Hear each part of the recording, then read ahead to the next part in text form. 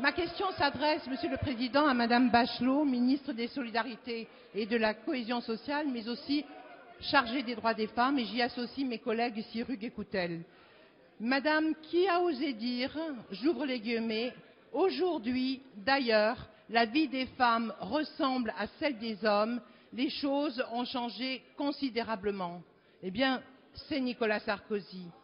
Mais Madame, vous le savez bien, la réalité n'est pas celle-là.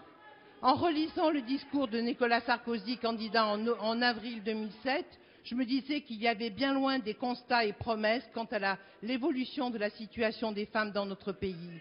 En 5 ans, le constat est sévère.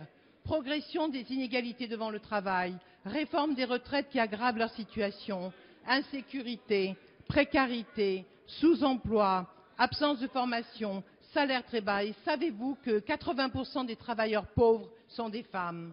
De plus, avec la loi HSPT que vous avez fait voter, on assiste à la fermeture d'un certain nombre de centres d'orthogénie. Et aujourd'hui, alors que nous apprenons que l'ACSé, dans son conseil d'administration de décembre, a décidé de ne plus financer les lieux relatifs à la sexualité, la contraception et la prévention des IST.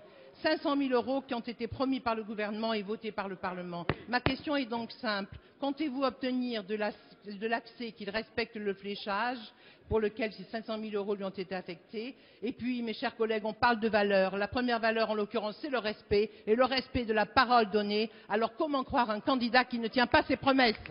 Madame